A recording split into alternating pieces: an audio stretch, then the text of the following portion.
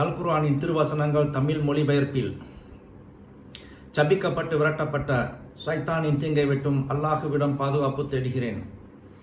அளவற்ற அருளாளனும் நிகரற்ற அன்புடையோனுமாகிய அல்லாஹுவின் திருநாமத்தால் ஓதுகிறேன். நபியே, வேதத்தில் ஒரு பாகம் கொடுக்கப்பட்ட யூதர்களாகிய இவர்களை நீர் கவனிக்கவில்லையா? அவர்களுக்குள் ஏற்பட்ட விவகாரத்தை தீர்த்து வைக்க அவர்களிடம் உள்ள அல்லாஹுவின் வேதத்தின் மூலமே தீர்ப்பளிக்க அவர்கள் அழைக்கப்பட்ட போது அவர்களில் ஒரு பிரிவினர் இதை புறக்கணித்து விலகி கொண்டார்கள். இதன் காரணம் சில நாள்களை தவிர நரகத்தின் நெருப்பு நிச்சயமாக எங்களை தீண்டாது என்று அவர்கள் கூறிக்கொண்டிருப்பதுதான். மேலும் தங்கள் மார்க்க விஷயத்தில் பொய்யாக கற்பனை செய்து கூறி வந்ததும் அவர்களையே ஏமாற்றிவிட்டது. நபியே, சந்தேகமற்ற ஒரு விசாரணை நாளில் நாம் அவர்களை ஒன்று சேர்த்து அவர்களுடைய ஒவ்வொரு ஆத்மாவுக்கும் அதன் செயலுக்கு தக்க பலன் முழுமையாக அளிக்கப்பட்டால் அவர்களின் நிலை எப்படி இருக்கும்? அவர்கள் தங்கள் பிரதிபலனை அடைவதில் சிறிதும் அநியாயம் செய்யப்பட மாட்டார்கள். நபியே, பிரார்த்தித்து கூறுவீராக, எங்கள் அல்லாஹுவே, எல்லா தேசங்களுக்கும் அதிபதியே, நீ விரும்பியவர்களுக்கு ஆட்சியை கொடுக்கிறாய். நீ விரும்பியவர்களிடமிருந்து ஆட்சியை நீக்கிவிடுகிறாய். நீ விரும்பியவர்களை கண்ணியப்படுத்துகிறாய். நீ விரும்பியவர்களை இழிவுபடுத்துகிறாய். நன்மைகள் அனைத்தும் உன் கையில் இருக்கின்றன. நிச்சயமாக நீ அனைத்தின் மீதும் பேராற்றலுடையவன் ஆவாய். நீதான் இரவை பகலில் நுழைய வைக்கிறாய். நீதான் பகலை இரவில் நுழைய வைக்கிறாய். இறந்ததிலிருந்து உயிருள்ளதை வெளியாக்குவதும் நீயே. உயிருள்ளதிலிருந்து இறந்ததை வெளியாக்குவதும் நீயே. நீ விரும்பியவர்களுக்கு கணக்கின்றியே அளிக்கிறாய். நம்பிக்கையாளர்கள் தங்களை போன்ற நம்பிக்கையாளர்களை விடுத்து நிராகரிப்பவர்களை தங்களுக்கு பாதுகாவலர்களாக ஆக்கிக் கொள்ள வேண்டாம். அவர்களில் இருந்து தங்களை காப்பாற்றிக் கொள்வதற்காகவே தவிர எவரேனும் இவ்வாறு செய்தால் அவர்களுக்கு அல்லாஹ்விடத்தில் எத்தகைய சம்பந்தமும் இல்லை. அல்லாஹ் தன்னை பற்றி உங்களுக்கு அச்சமூட்டி எச்சரிக்கை செய்கிறான். நீங்கள் அல்லாஹ்விடம்தான் இறுதியாக செல்ல வேண்டியிருக்கிறது. நபியே, கூறுவீராக, உங்கள் மனங்களில் நீங்கள் மறைத்து கொண்டாலும் அல்லது அதை வெளிப்படுத்தினாலும் நிச்சயமாக அல்லாஹ் அதை நன்கறிவான்.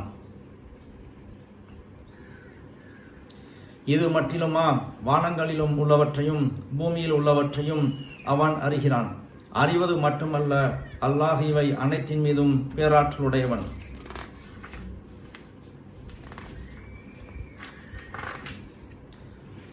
ஒவ்வொரு ஆத்மாவும் தான் செய்த நன்மைகளையும் தான் செய்த தீமைகளையும் தனக்கு முன் காணும் நாளில் துக்கித்து தனக்கும் தான் செய்த தீமைகளுக்கும் இடையில் நீண்ட தூரம் இருந்திருக்க வேண்டுமே என்று விரும்பும். ஆகவே அல்லாஹ் உங்களுக்கு தன்னை பற்றி அச்சமூட்டி எச்சரிக்கை செய்கிறான். ஏனென்றால் அல்லாஹ் தன் அடியார்களிடம் மிக்க இரக்கமுடையவன் ஆவான். நபியே, மனிதர்களை நோக்கி நீர் கூறுவீராக. நபியே, மனிதர்களை நோக்கி கூறுவீராக, நீங்கள் மெய்யாகவே அல்லாஹுவை நேசிப்பவர்களாக இருந்தால் என்னை பின்பற்றுங்கள். உங்களை அல்லாஹ் நேசிப்பான். உங்கள் பாவங்களையும் அவன் மன்னித்து விடுவான். அல்லாஹ் மிக அதிகம் மன்னிப்பவன், பெரும் கருணையாளன் ஆவான். நபியே, மேலும் கூறுவீராக, அல்லாஹ்வுக்கும் அவருடைய தூதருக்கும் நீங்கள் கீழ்ப்படியுங்கள். நீங்கள் புறக்கணித்தால் நிச்சயமாக அல்லாஹ் நிராகரிப்பவர்களை நேசிப்பதில்லை.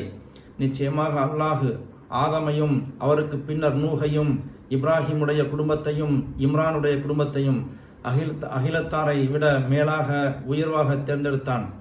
அவர்களில் ஒருவர் மற்றவருடைய சந்ததிதான். அல்லாஹ் அனைத்தையும் நன்கு செவியுறுபவன், நன்கறிபவன் ஆவான். இம்ரானுடைய மனைவி கர்ப்பமான பொழுது ஆண் குழந்தை பெற விரும்பி இறைவனை நோக்கி, என் இறைவனே, நிச்சயமாக நான் என் கற்பத்தில் உள்ளதை உனக்கு முற்றிலும் அர்ப்பணம் செய்துவிட நேர்ச்சை செய்து கொண்டேன். ஆதலால் அதை என்னிடமிருந்து நீ அங்கீகரித்துக் கொள்வாயாக.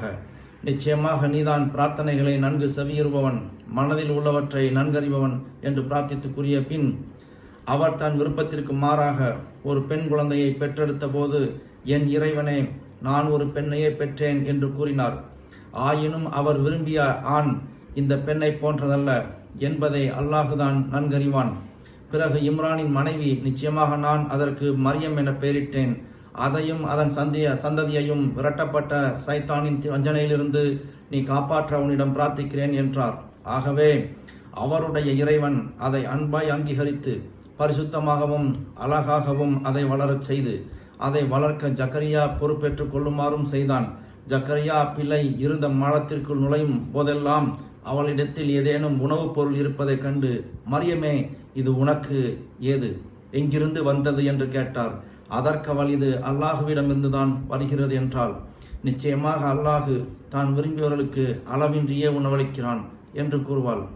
சதக்கல்லாஹுல் அலீம்.